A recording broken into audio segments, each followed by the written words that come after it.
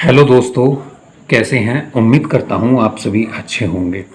दोस्तों, आज की जो पोएम है उसका नाम है अमांडा और ये क्लास 10th की फर्स्ट फ्लाइट में दी गई है। और दोस्तों, हम इसके बारे में जानेंगे। अमांडा एक छोटी बच्ची होती है, एक छोटी लड़की होती है जिसके अंदर कुछ आदतें हैं और उसकी उन आदतों को छुड़ाने के लिए उसके पेरेंट्स बीच बीच में उसको इंटरप्ट करते हैं, टोकते हैं, उसको कभी कभी डांट भी देते हैं। अब इस समय इस अमांडा को क्या फील होता है? फील होता है जैसे उसकी आज़ादी छीनी जा रही हो और इस आज़ादी को ये इतना अच्छा समझती है कि इसको लगता है कि ये बहुत ज़्यादा सुख में रह रही है। पर दोस्तों, ऐसा जनरली होता है सभी के साथ में और ये एक चाइल्ड साइकोलॉजी होती है। अगर हम उसको डांटते हैं, उसको टोकते हैं, उसको किसी काम से रोकते हैं तो उसको बहुत बुरा फील होता है और उसको लगता है कि उसकी जो फ्रीडम है उसको कंट्रोल किया जा रहा है। उसको इंस्ट्रक्शंस दिए जाते हैं कुछ काम करना करने के लिए, कुछ कामों से रोका जाता है उसको और वो उसको फील करती है। आप जब छोटे थे तब आपने भी फील किया होगा जब आपको रोका टोका गया और शायद आज भी ऐसा हो। बस यही साइकोलॉजी यहाँ पर इस लड़की की दिखाई गई है और ऐसा जनरली होता है। चलिए अपना टाइम वेस्ट ना करते हुए और हम आते हैं टॉपिक पर। जैसे यहाँ ये जो पोएम है स्टार्ट होती है, don't bite your nails Amanda. अब यहाँ पर इससे कहा गया है कि अमांडा अपने दांत, अपने नाखून मत काटो। मतलब वो मुंह से नाखून काटती रहती है और ऐसा जनरली होता है कि कोई भी बच्चा है अगर उसको ऐसी आदत है तो उसकी मम्मी उसको टोकती हैं, कहती हैं कि वो कि अपने नाखून ना काटे, नाखूनों में बहुत गंदगी होती है। इस तरह से वो उसको रोकती है। Don't hunch your shoulders Amanda, अपने कंधे मत झुकाओ अमांडा। उसको कंधे झुकाने के लिए मना करती है क्योंकि वो अपने कंधे झुकाती है। Stop that slouching and sit up straight Amanda, मतलब ऐसे ढीले ढाले मत बैठो अमांडा, सिट अप स्ट्रेट, सीधे बैठो अमांडा। यहाँ पर समझाने की कोशिश की गई है अमांडा को। अमांडा, अपने नाखून मत काटो मुंह से, अपने शोल्डर्स मत झुकाओ और ढीले ढाले ऐसे मत बैठो, बिल्कुल सीधे बैठो अमांडा।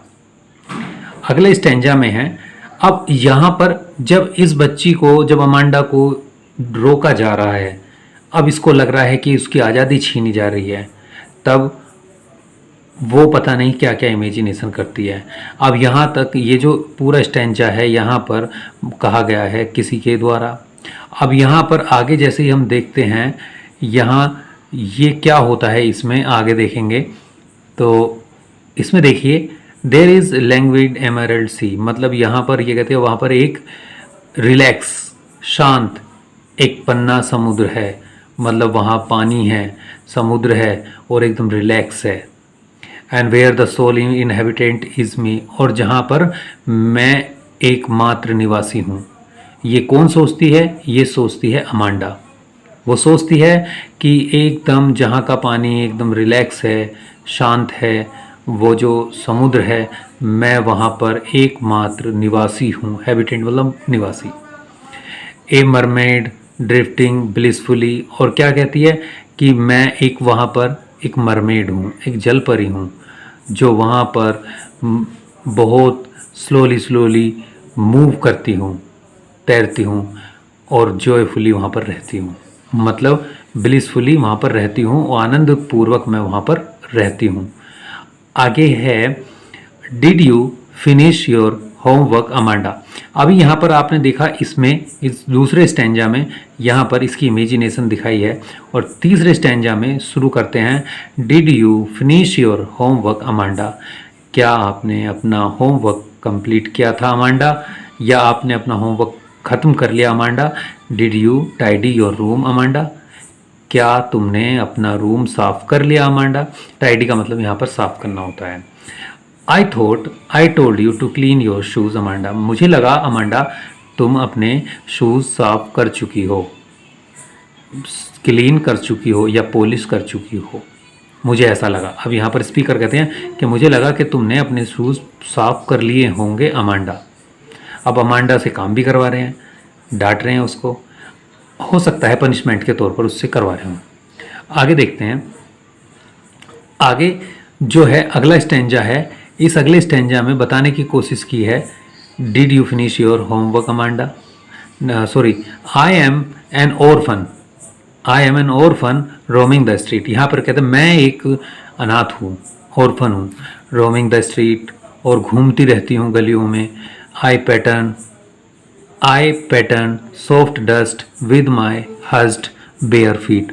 और क्या सोचती है कि मैं घूमती रहती हूँ इन गलियों में, मैं क्योंकि एक अनाथ हूँ, और वहाँ पर मैं बिल्कुल नंगे पैर और बहुत शांतिपूर्ण जगह पर, जो धूल है उस जगह पर मैं एक पैटर्न बनाती हूँ। The silence is golden. अब यहाँ पर कहते हैं साइलेंस जो है यहाँ पर गोल्डन कहा गया है, साइलेंस इज़ गोल्डन, और द फ्रीडम इज़ स्वीट। और फ्रीडम क्या है वहाँ पर? स्वीट। ये कहती है, शुरू से देखते हैं, I am N orphan roaming the street, मैं एक अनाथ हूँ और गलियों में ऐसे ही घूमती रहती हूँ, और वहाँ अपने नंगे पैरों से वहाँ पर एक पैटर्न बनाती हूँ, रेत पर जैसे बच्चे बनाते हैं। द साइलेंस इज़ गोल्डन, और शांति वहाँ पर क्या है? एकदम गोल्डन है। और द फ्रीडम इज़ स्वीट, और आज़ादी वहाँ पर स्वीट है, मिठास है। नेक्स्ट स्टेंजा में हम देखते हैं, don't eat the chocolate Amanda. Amanda chocolate मत खाओ। Remember your acne Amanda. अपने मुहासों को याद रखो अमांडा, मतलब भूलो मत। यहाँ पर लगता है जैसे स्पीकर ये कहना चाहती हो कि अमांडा बहुत ज़्यादा चॉकलेट खाती है, जिसकी वजह से उसके मुंह पर मुहासे निकल गए हैं, और इसीलिए उसको याद दिलाती है उसकी माँ कि don't eat the chocolate Amanda, Amanda chocolate मत खाओ। रिमेंबर योर एक्ने, अपने मुहासे याद रखो Amanda. Will you please look at me, क्या तुम मुझे देखोगी? Where I am speaking to you, जहाँ पर मैं तुमसे बोलती हूँ अमांडा। आगे देखते हैं आगे क्या है। आगे देखिए, आगे नेक्स्ट स्टैंजा है। अब जब उससे इतनी बात कही जाती है कि उसको चॉकलेट खाने से रोका जाता है, अब यहाँ पर रोक टोक से यहाँ अमांडा बहुत ज़्यादा परेशान हो जाती है। फिर से उसके दिमाग में एक नई बात चलने लगती है, नई इमेजिनेशन बनती है। I am Rapunzel, I have not a care. ये कहती है कि मैं तो एक रेपुंजल हूँ और मुझे कोई परवाह नहीं है। I have not a care, life in a tower is twinkle and rare. और क्या कहती है आगे कि लाइफ जो है टावर के अंदर एकदम शांत रहती है। I certainly never let down my bright hair. और कहती है मैं निश्चित रूप से कभी भी अपने बालों को, जो मेरे सुनहरे बाल हैं या सुंदर बाल हैं, चमकदार बाल हैं, उनको कभी नीचे नहीं गिराती। अब यहाँ पर दोस्तों आपको रेपुंजल के बारे में जानकारी होनी चाहिए।